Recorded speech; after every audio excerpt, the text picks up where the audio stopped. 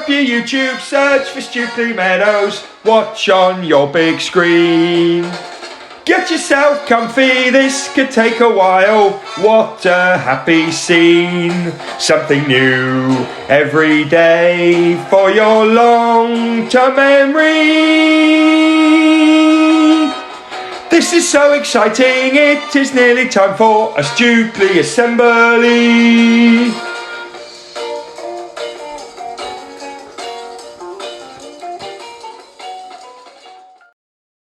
Good morning everyone and welcome to today's Values Assembly. Let's get started with our values. For each other we, every day we, to improve we, and together we will. And our Stukeley focuses, and our Stukeley motto, and our Stukeley curriculum, and 4 words that make the magic happen. Excellent. So here we are. Today we are hopefully going to come away from our assembly having learned some things that we didn't know before. That is the plan. Now this Thursday there is a celebration happening, not actually in this country I might add, but nonetheless a celebration. So I'm going to give you another clue. Here we go. Here's a picture. If you happen to know what that clue is and you think you might know what I'm going to talk about today, you can tell your teacher right now. And for those of us that aren't sure, this week on Thursday, because it is the 4th Thursday in November, the United States of America will be celebrating Thanksgiving. Now, I'm sure those of you that watch American TV shows and films may well have heard of that before. Some of you might even know a little bit about it. But most of us probably don't. So we are going to do a little bit of learning and finding out today. I actually had a lot to learn about this, so it was really interesting. So we are going to get started. Now, in 1620, a group of people set sail from Plymouth in England, on the south coast of England, for the New World, as it was known, the place that we actually know as the United States of America. And here they all are. There they are, the Pilgrims they were known as. And they were leaving England basically because they wanted to set up a kind of new religious community in this new world. They weren't very happy with the way church and religion was being run in England at that time. So they were leaving England in 1620 on board the boat called the Mayflower. So I'm going to add that to our picture storyboard today and hope it doesn't fall down. Here we go. So, the Pilgrim Fathers, as they're sometimes called, in the Mayflower, setting forth for the New World. Now, they sailed from England. I'm going to use my globe now. Here I have one. From England, which is here. They sailed all across the Atlantic Ocean and they landed in the state we now call Massachusetts. And they set up what became known as the Plymouth Colony. And Plymouth, because they left Plymouth in England. So they sailed across the Atlantic Ocean and landed in the United States and set up their new religious community. Now, they'd been there a year, so in 1621, the Pilgrims, as these English settlers became known, I'm just going to add this picture of where they landed in Plymouth Rock, because I forgot, here it is. The Pilgrims, as they became known, began to set up their community, began to introduce farming, and they began to set up their new way of life. Now, in 1621, they celebrated their first ever harvest, along with the Wampanoag Indians, who were the people who originally lived there. And together they held their first ever Thanksgiving celebration to thank God for the first successful harvest. So here we go. There's our Pilgrims and the Wampanoag Indians. And I really hope I've said that correctly. So we're going to add that to the picture story. So far, Pilgrim Fathers leave England because they're not happy about the kind of situation with the church. They set sail across the Atlantic Ocean to the New World that we know as the United States. They land in Massachusetts, set up the Plymouth Colony, and then they celebrate their first ever harvest in 1621 along with the Wampanoag Indians to help them. And they were thanking God for this first ever successful harvest in their new land. Now, the first national Thanksgiving Day in the United States was declared by President George Washington in 1789. Here is a picture of George Washington. You may have seen that before, so we're going to add him up there. So in 1789, he declared the first ever National Thanksgiving Day. But the day wasn't fixed as a kind of national holiday, perhaps what we would call a bank holiday. It wasn't fixed as a national holiday until 1941, when President Franklin D. Roosevelt fixed it as a national holiday where everyone didn't work, and it was established as being the fourth Thursday in November from that day forward, and that was in 1941. So I'm going to add Franklin D. Roosevelt to the picture line. So let's go back over this. We've got the Pilgrim Fathers in 1620 on board the Mayflower, leaving England to set sail for the New World. They land after about 60-something days, I think, in Massachusetts, set up the Plymouth colony. They very successfully farmed the land and established their new lives along with the Wampanoag Indians. They have their first Thanksgiving celebration. Wasn't until 1789 when President George Washington fixed it as a kind of national holiday. But it was in 1941 that Franklin D. Roosevelt declared that it would be a kind of what we would call a bank holiday, a national state holiday, and the fourth Thursday in November from then on. And so it has remained. Now, most people will have the day off because it's like a bank holiday. They will usually gather as families, so it's a big family celebration. They will eat a turkey dinner. There's the turkey. Add that to the picture board. Usually a turkey dinner, so it's a big roast dinner, a bit like we would probably have at Christmas. And often we'll watch a big football game on the television. That's also quite popular. There are also Thanksgiving parades. Now, the most famous one is Macy's parade in New York. And as you can see from that picture, masses of people would go. And they're huge, great inflatables, and that's why everyone goes. It's really interesting if you look on YouTube at some of those parades. They look quite exciting. And that's the Macy's Parade on Thanksgiving, a very popular event. Now, that's the kind of history then of Thanksgiving. But what has all that really got to do with us living in the UK? Well, we do have a few American families who live in our schools, so it's nice to be able to recognise a celebration that's about them. But although it's not in the UK calendar, it did make me think of this whole idea of, Thanksgiving and being thankful. Now, another word for being thankful is this one, gratitude. I'm going to add that to the board. Here we go. There we are. So, gratitude. We talked a little bit about being thankful and about gratitude in our assembly when we did our harvest assembly. So I was really thinking about that, and then it made me think of that in the last kind of 8 months, it's been quite tricky across the world, but in the UK as well. We've had lockdowns, we've had long periods of time when perhaps we haven't been able to see family, when we've not been able to see friends. There's probably been holidays cancelled, parties cancelled, celebrations that didn't happen. And that's actually quite sad, and it makes people feel a little bit sad when they think about those things. Now, because of that, because there's been some disappointment and sadness around particularly over recent months, I think it is our duty as a school to cheer everybody up, to cheer ourselves up and to cheer up our whole community. And one way we can do that is by being thankful or by being grateful, this gratitude word again. We want as a school to develop an attitude of gratitude. Why, you might ask? Well, because it is good for us. Did you know that psychologists, now a psychologist is kind of like a brain expert, they say that showing gratitude, so being thankful and showing thankfulness, has really good mental health benefits. So it's good for our brains. It can improve your mood, so make you feel a bit happier. People who regularly express, that means they actually speak gratitude and think about all the good things and are grateful for them, are shown to be happier overall in life. And it says that expressing gratitude can make you feel more optimistic, and that means makes you feel more hopeful about the future. So actually, by developing an attitude of gratitude and being thankful and grateful, it's actually good for us. It makes us feel happier and more positive. So here is the challenge for this week. I want you, not necessarily right now, teachers, but at a good time, I would like you as a class to make a list of all the things that you are thankful for and grateful for.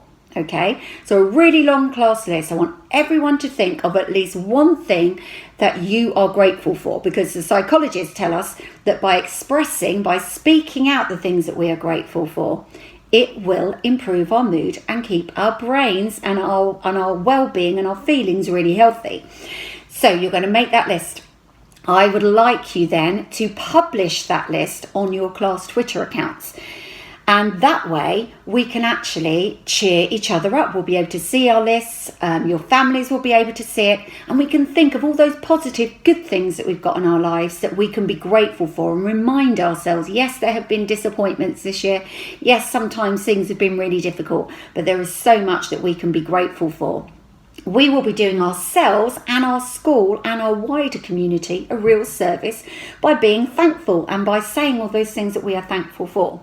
So, to our American families in our school, we wish you a really happy Thanksgiving on Thursday. And to the rest of us, I hope that in learning about being thankful, that can make all of us feel much happier inside too. So here is to a happy week and to a week where we really do think about that attitude of gratitude. It's good for us, everyone. Bye. See you next time.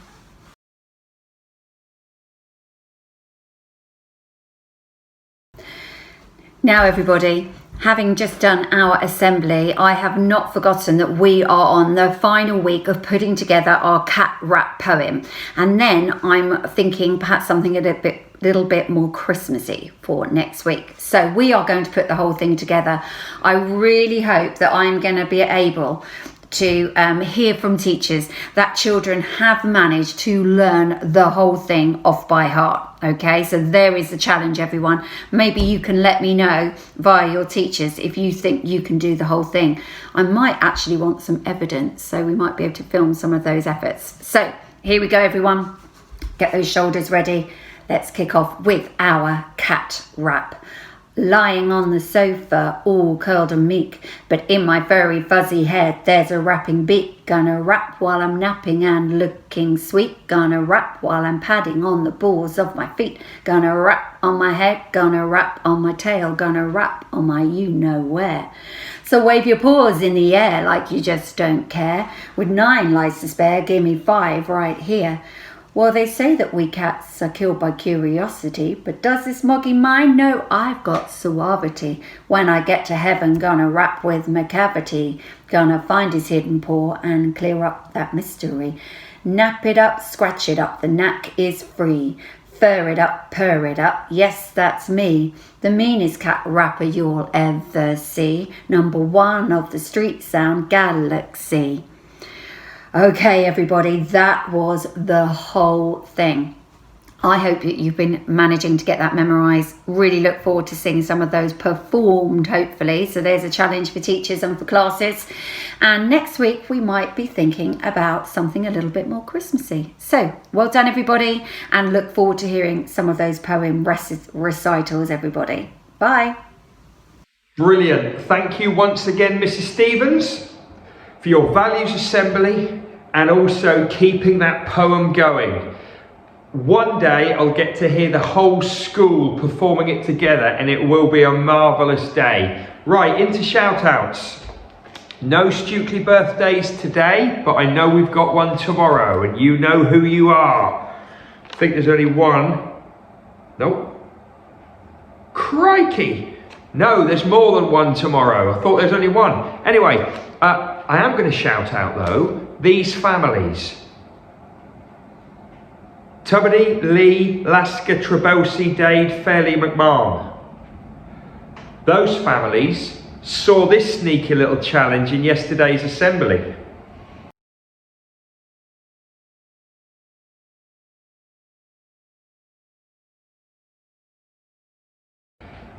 They're all going to get a little something for taking part. The second family, in terms of numbers, was the Fairley family. So they get the big prize, which is some completely mystery gifts from the secret shop. But actually, I'm going to give the Lee family something a bit extra, because they actually signed off the email from the second family, which, if you work it out, is quite a clever way of winning. It's the kind of thing you get in Taskmaster. Love that. Anyway, well done all of you. Thanks for that bit of fun. Right, I think it's time for some times tables, rock stars and numbots.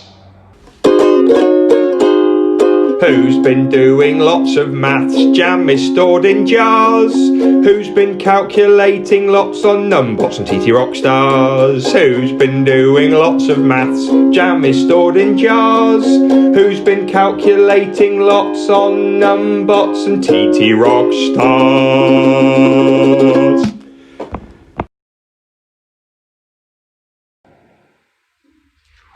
Yes, it's that time again, and now I think we've got foundation stage well and truly stuck into numbots, and hopefully lots of year ones are doing it too. Right, let's find out how they're doing in their class battles. Right, for the first time, foundation stage. Children in Juniper against children in Rowan. Who got the most points? Juniper got 24,792. Rowan got 20,036. So Juniper class win. Well done, Juniper. What about numbots in year one? Well, Cherry class got 46,328. Magnolia got 63,535. Magnolia triumph. It's okay, Mr. Watley. You'll get there. Right, into times tables rock stars. Oh, I tell you what. Year 2, Pine versus Maple. Pine, 27,536. No one can stop them. Maple, 10,076. Come on, Maple, we need a team effort on this one. Year 3, Lime versus Willow. This was a really good opportunity for Willow while they're remote learning to try and make up the gap. Willow, 25,348. Lime, 42,529. The good news is though, if I take off the top 2 players in Lime, they're still really far ahead. So it's not just the same people scoring the big points. Acacia versus Birch. Acacia 24,083. Birch 16,843. Acacia take it there. Chestnut against Beech, year 5. Beech 9,000. Come on, Beech. 9,960. Chestnut 31,581. In fact, one person in Chestnut almost beat the whole of Beech on his own. Mrs. Warner's not going to be happy, and I don't blame her. Now, Sycamore against Oak. The Legends battle. Woo! Oak, 51,103. Sycamore, 58,503. Incredible! They've turned it round again. Mrs. Campbell will be seething. Great scores there. I'll be coming around school today to talk to all the children who are doing brilliantly, and another reminder for children who are not doing it. Remember, if you don't do it for 2 weeks in a row, you use your school time to do it. And that's a really strict and important rule that we've got.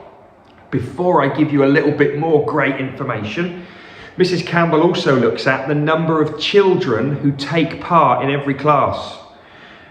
Could I just say that out of the whole school, Willow have got the largest percentage of children taking part. Now, it might be because they're remote learning, but still 93% of Willow did their times tables rock stars last week.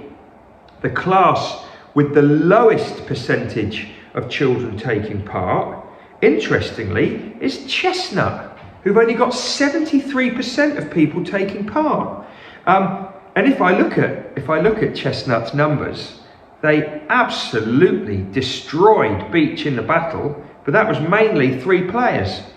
So come on, Chestnut, you might have beaten Beech, but you've not got the most, in fact, you've got the least people taking part in your class. Come on, you're better than this. As I said, I'm going to come round later to talk this through.